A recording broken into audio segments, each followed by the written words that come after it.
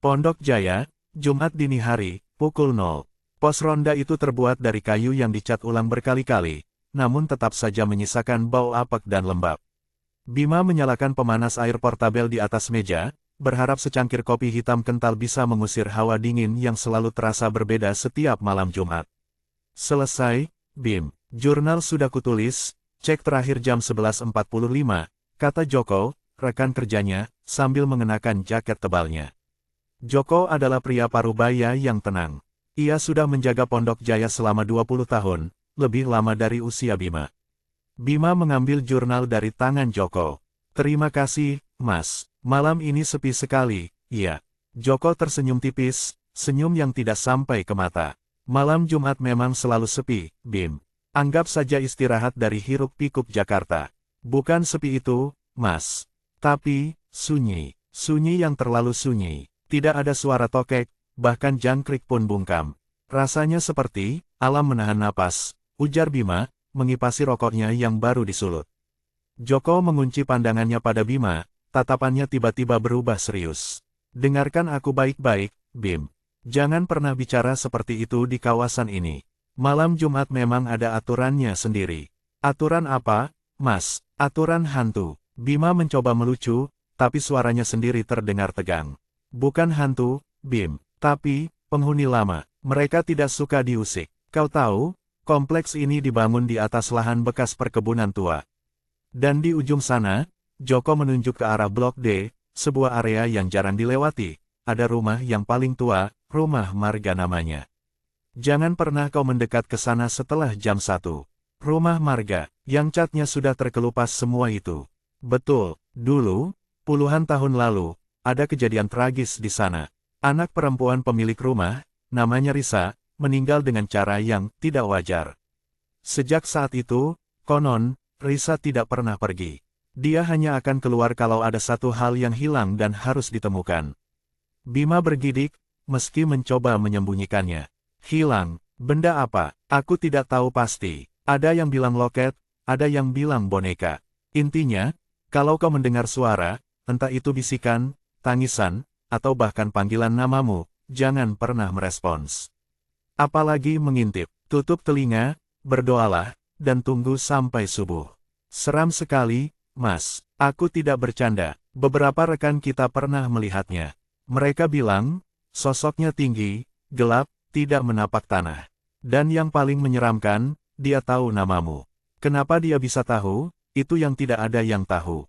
Joko menepuk bahu Bima. Sudah, jangan terlalu dipikirkan. Pokoknya, lupakan Rumah Marga. Patroli saja di sekitar Blok A dan B. Jam 6 pagi, aku kembali. Jaga dirimu, ya. Joko pun menghilang di balik gerbang, meninggalkan Bima sendirian, ditemani secangkir kopi panas dan kisah mencekam yang merangkak di dalam benaknya. Pukul 1.15 dini hari. Bima menyeduh kopi kedua. Ia mencoba mengalihkan pikiran dengan menonton video di ponselnya, tetapi matanya terus melirik keluar jendela. Keheningan yang Joko sebutkan terasa semakin nyata, semakin menekan. Ia mencatat di jurnal, pukul 1.15. Keadaan aman. Suhu udara sangat rendah. Hening yang tidak wajar. Semua lampu jalan normal. Baru saja ia meletakkan pulpennya, ponselnya berdering nyaring.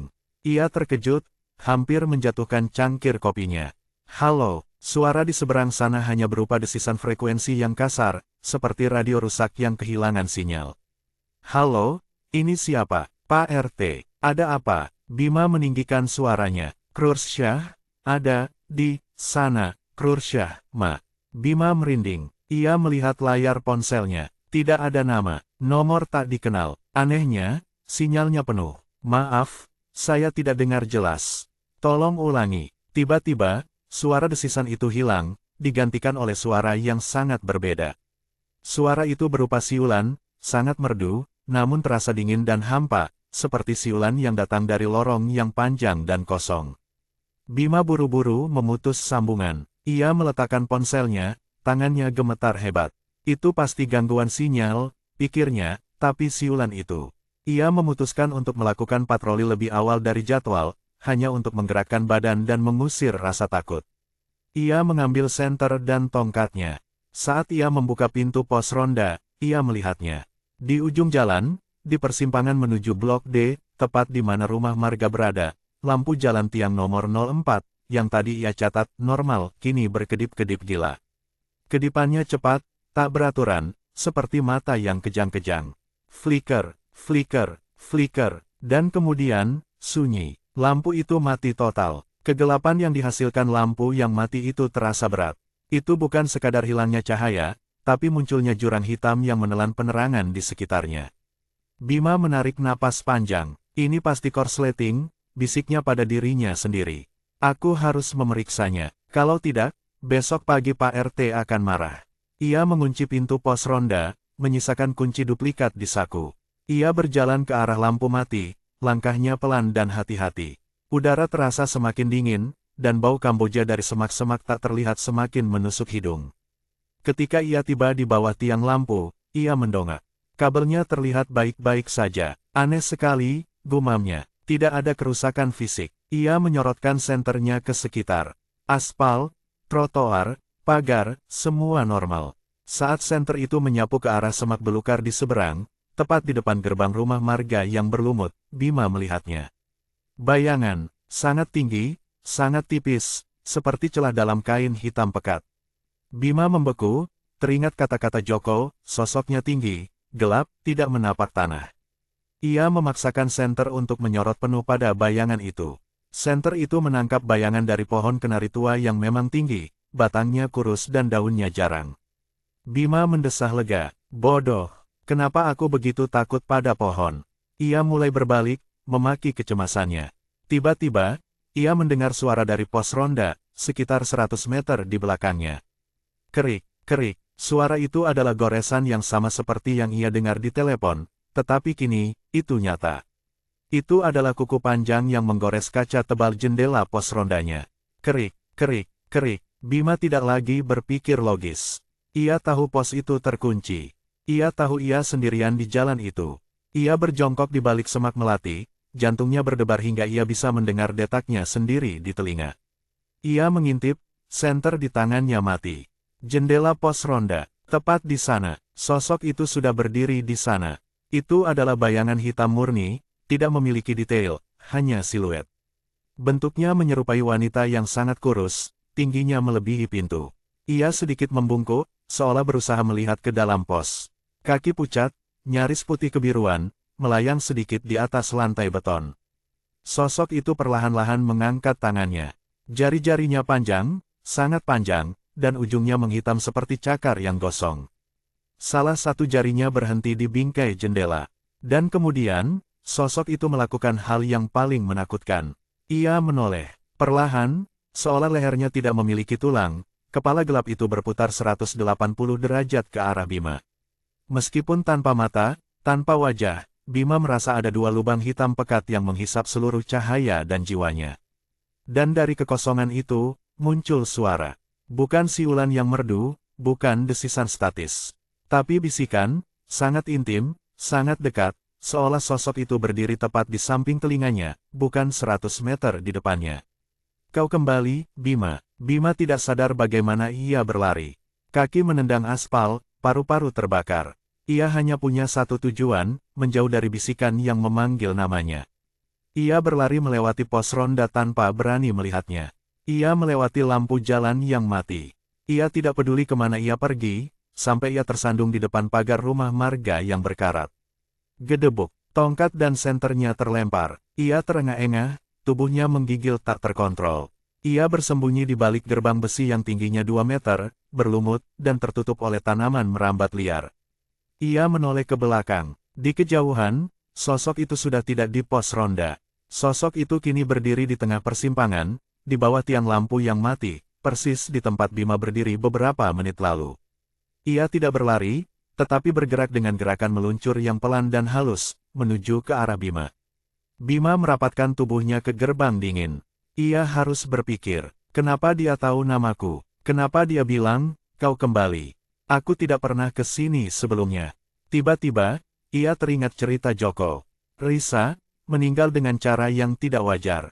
Dia hanya akan keluar kalau ada satu hal yang hilang dan harus ditemukan. Bima teringat bahwa ia telah menjatuhkan senternya di sana, di jalanan dekat pos ronda.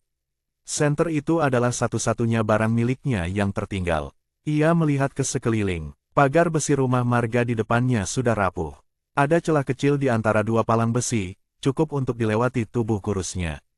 Sialan, tidak ada pilihan, desisnya. Ia menarik napas dalam-dalam, memaksakan dirinya melewati celah sempit itu.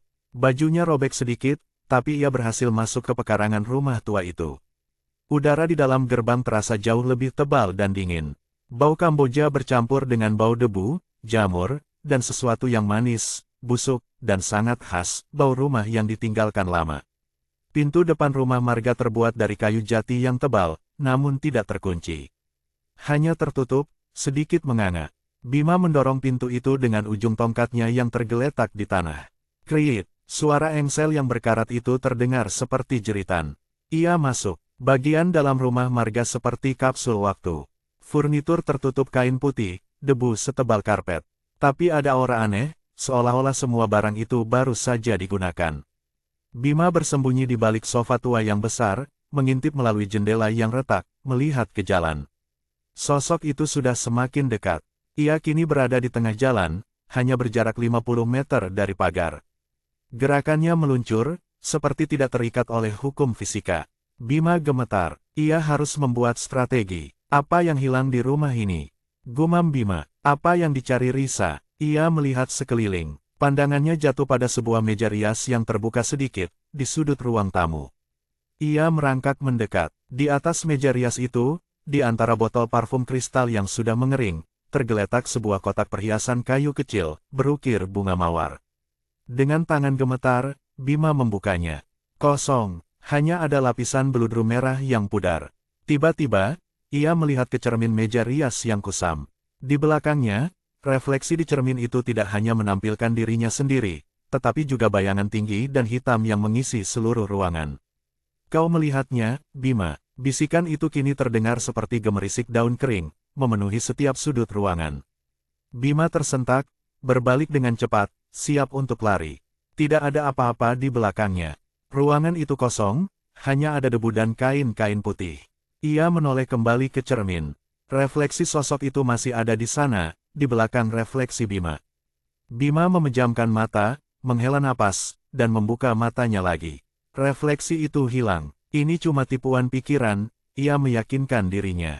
Ia kembali menatap kotak perhiasan itu. Ada secarik kertas kecil yang terselip di bawah beludru. Ia menariknya keluar. Itu adalah gambar yang dibuat dengan krayon, gambar seorang gadis kecil dan seorang pria yang memegang layang-layang. Di bagian bawahnya tertulis, dengan tulisan tangan anak-anak, ayah dan aku. Jangan pergi. Dan di sisi kertas itu, ada sebuah lubang kecil. Sepertinya lubang untuk melilitkan benang. Bima membalik kertas itu. Di baliknya, dengan tulisan dewasa yang elegan, tertulis, loket jantung. Ada di tangan kiri. Bima mengerti. Risa meninggal, dan mungkin loket itu ada hubungannya dengan kematiannya. Loket itu hilang atau disembunyikan. Dan sosok itu, yang mungkin adalah arwah Risa yang terdistorsi oleh amarah, mencari benda itu. Ia mendengar suara langkah kaki yang sangat pelan, namun seret. Bukan di luar, tapi di dalam rumah, di lantai 2. Seret, seret, sosok itu sudah masuk. Bima berlari keluar dari ruang tamu, menuju tangga yang menuju lantai 2. Ia harus cepat. Ia harus mencari loket itu sebelum sosok itu menemukannya. Ia menaiki tangga. Suara langkah seret itu berhenti. Di atas, koridor gelap membentang. 3 pintu kamar. Bima memilih yang paling ujung. Kamar itu terasa paling dingin. Di dalamnya, ia menemukan kamar tidur anak perempuan. Boneka porselen duduk di kursi goyang. Spray ranjang berdebu, namun bantalnya tampak seperti baru saja ditinggalkan. Di sudut ruangan, ada meja belajar kecil. Bima meraba-raba di bawah meja, di laci, di mana-mana. Tiba-tiba, ia mendengar suara tawa. Tawa anak kecil yang melengking, namun suaranya pecah, seperti rekaman yang diputar dari piringan hitam yang rusak. Kau mencarinya, untukku. Paman Bima baik sekali. Bima membeku. Ia bukan pamannya. Ia menoleh ke pintu. Di sana, sosok itu kini mengisi seluruh kusen pintu. Kali ini, bentuknya sedikit berbeda. Ia tidak sepenuhnya hitam. Ada detail samar, rambut panjang kusut yang menutupi wajah. Dan tangannya, Kedua tangan panjang itu kini diacungkan ke arah Bima. Aku tidak tahu apa yang kau cari. Aku hanya ingin membantu, teriak Bima, suaranya parau. Sosok itu melangkah maju. Udara di sekitarnya terasa seperti air mendidih. Bohong, kau kembali untuk ayah. Kau yang mengambilnya, kau yang menyembunyikannya agar dia tidak kembali. Aku tidak tahu apa-apa tentang ayahmu. Aku bukan siapa-siapa. Bima mundur, punggungnya menyentuh dinding kamar. Sosok itu tertawa lagi, tawa yang dingin dan penuh kesedihan.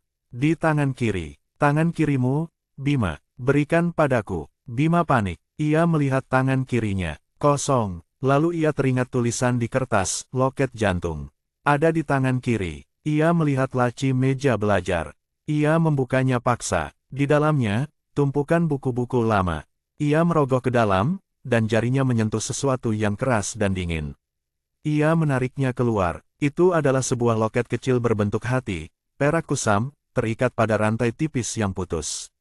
Kembalikan, itu milikku, sosok itu berteriak, suara itu kini berupa gabungan jeritan dan bisikan.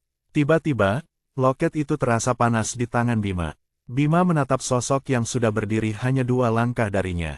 Tubuhnya tidak lagi menampakkan siluet, tapi seperti pusaran debu yang gelap, siap menghisapnya.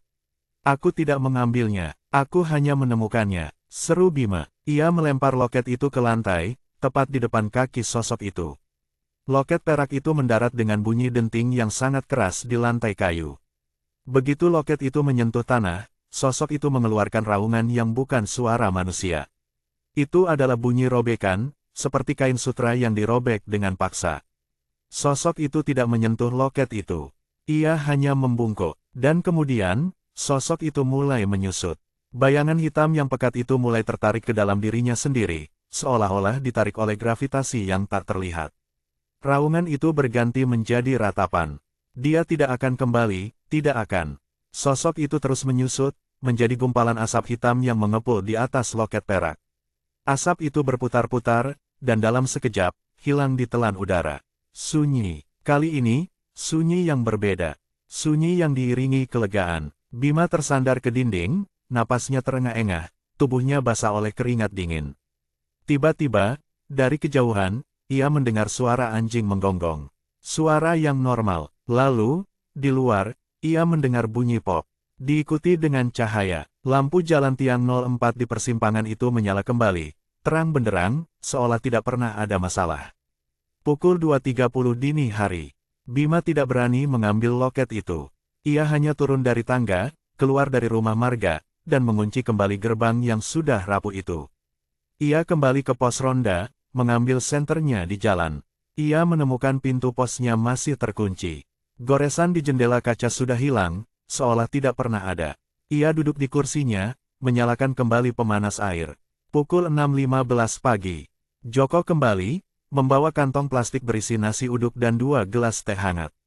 Bim, kau baik-baik saja, wajahmu pucat sekali. Bima mencoba tersenyum, tapi yang keluar hanyalah tarikan bibir yang kaku. Aku baik, Mas. Cuma kurang tidur. Joko menyipitkan mata. Ia melihat jendela. Loh, kacanya kenapa, Bim?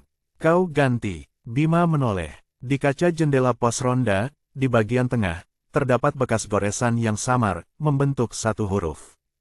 Huruf R. Bima menelan ludah. Tidak, Mas. Mungkin memang sudah ada, cuma tidak terlalu terlihat. Joko meletakkan tehnya. Dengar, Bima, kau tidak enak badan. Aku lihat di jurnal, kau hanya mencatat sampai jam 1.15.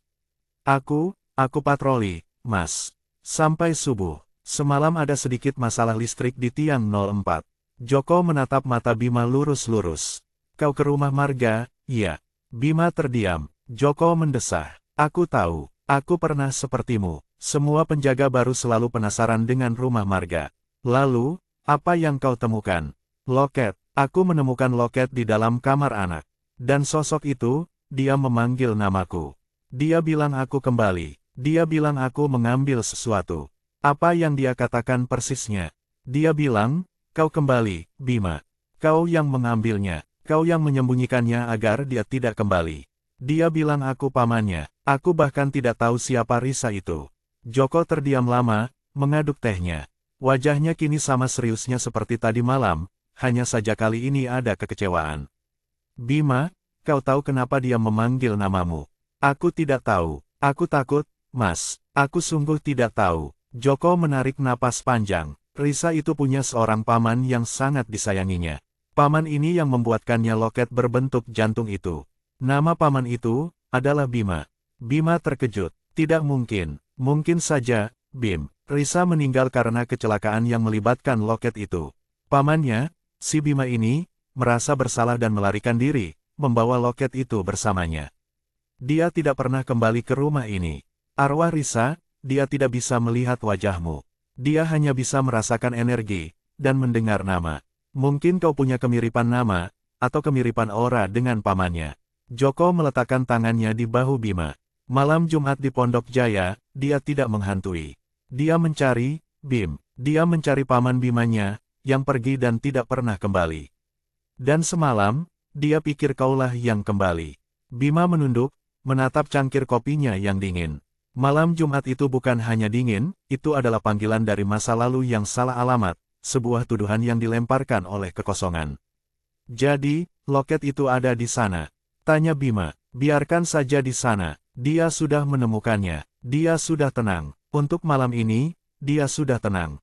Bima mengangguk. Ia meraih teh hangatnya, menyesapnya perlahan. Hangatnya menjalar, tapi rasa dingin di hatinya tetap tak terobati. Pagi itu, di balik tirai cahaya matahari, Bima tahu satu hal, ia harus mencari pekerjaan baru sebelum malam Jumat berikutnya datang. Karena Risa, sang pencari yang abadi, mungkin akan kembali, dan ia mungkin tidak akan melepaskan nama Bima untuk kedua kalinya.